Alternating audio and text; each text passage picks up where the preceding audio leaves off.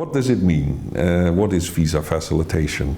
It means making it easier to get a visa, making it cheaper to get a visa, and making it faster to get a visa.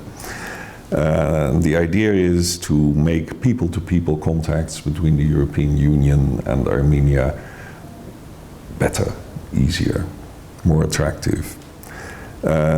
As you know, Armenia and the European Union are getting closer and closer, and if it's up to your government, or your previous government to be correct, Armenia wants to get as close as possible to the EU as the EU will let it.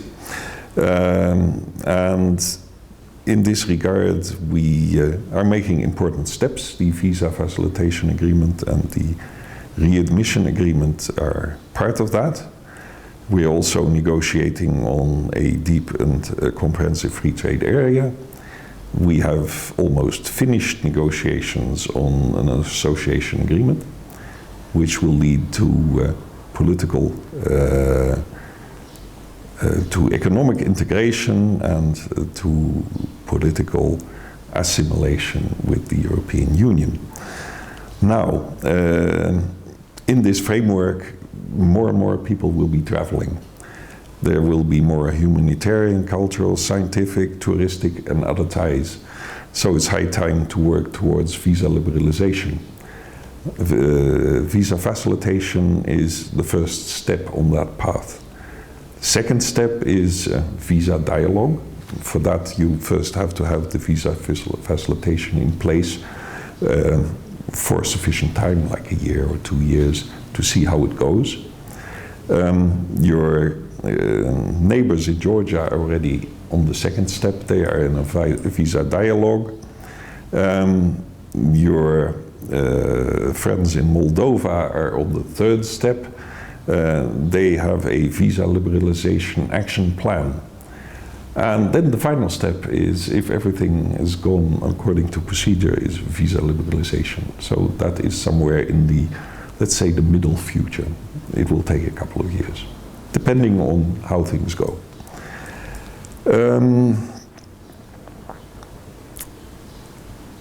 Visa facilitation also means it will make legitimate travel easier and also prevent irregular migration.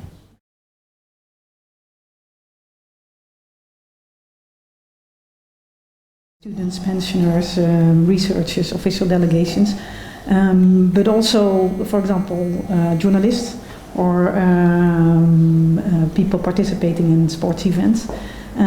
For them it will be a bit easier to obtain a visa because the visa facilitation agreement regulates which specific document they have to provide to prove their purpose of their journey.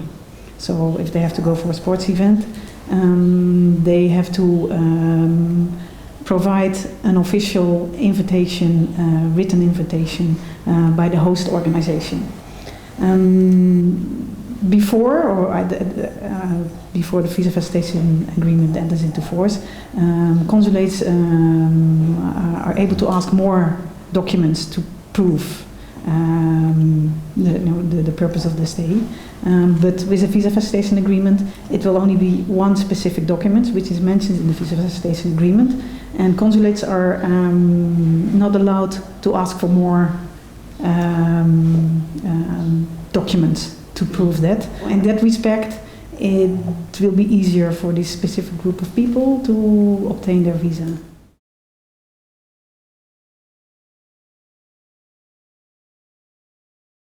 What I should have said in the beginning is that we hope that both agreements will be in force later this year, somewhere in the summer at the earliest, hopefully. What is the link between the visa facilitation and the readmission?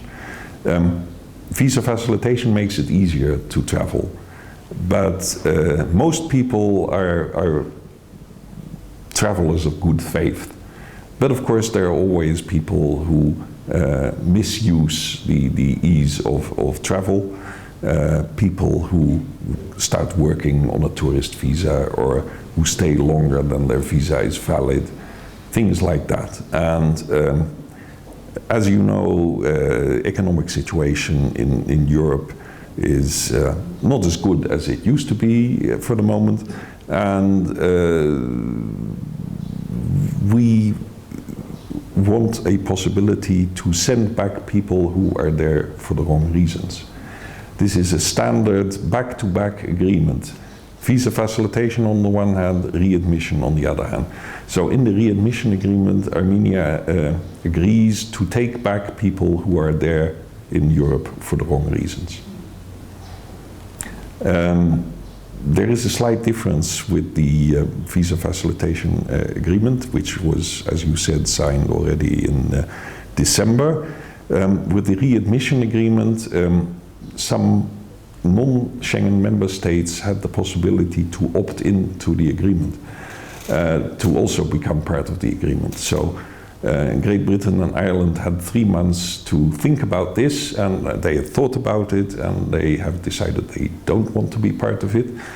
And they've let us know. When both of these agreements have been ratified by both parliaments, then there is a certain, I think it's a couple of months after this procedure has been completed that they become effective.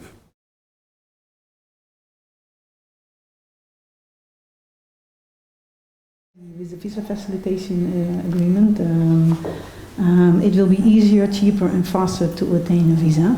And one of the other benefits of the visa facilitation agreement, that for certain categories of people, it will be easier to get a multiple entry visa, either for 1 year, this is a specific category of people, for 2 to 5 years, or for 5 years. And this is just a small category of people who can apply for a visa, multiple entry visa for 5 years. And that it will be cheaper, or for certain people it will even be free of charge. For example, for pensioners and children under 12 years old. And it will also be faster because the consulates have to take a decision within 10 calendar days. But what I've understood, that's the current practice in Armenia. Consulates already are within this 10 calendar days. So you as an applicant, you don't feel really a difference there. Next to that, I have to mention that what is not regulated in the visa facilitation agreement is the other documents that you still have to hand in when you apply for a visa. These are documents to prove that you have sufficient means of subsistence when you go to on your journey. Valid passport. A valid passport as well. A hotel accommodation, a reservation, and a flight ticket.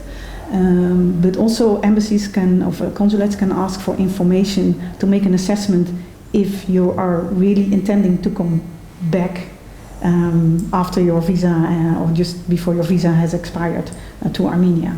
I think what consulates look at is your track record.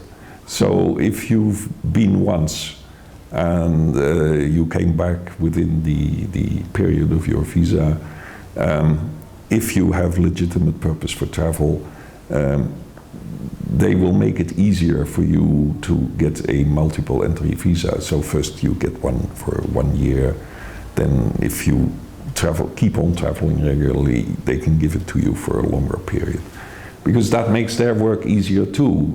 They don't want big queues at consulates, so if you are a dependable traveler, things get easier.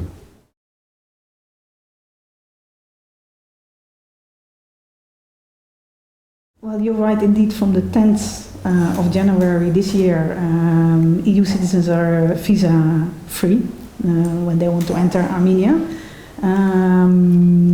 So it's a bit too early to say something about the increase of EU citizens traveling to Armenia. I think we can have a better picture at the end of 2013 if we look at the data that are provided by the National Security Service, who is responsible for the border checks, because they register all the entries. And they can also make a distinction between the nationalities of the persons who enter. So I think by the end of this year we can see if there has been a substantial increase of EU citizens visiting Armenia or not. But generally speaking, you as a person who needs visas for many countries, you know the feeling. If you need to apply for a visa, it's a barrier. And especially Europeans who are not used to visas, because we have this Schengen zone in Europe, it's a psychological barrier. If you can choose, for instance, between before January, going on holiday in Georgia where you didn't need a visa, and going on a holiday to Armenia where you did need a visa, even if you could get it at the airport, that made a difference. Now this difference is gone. So I think with the tourist season you will see the difference. And by the end of the year we will have the statistics as well.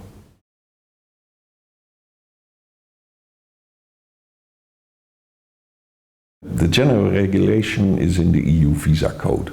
That is the basics.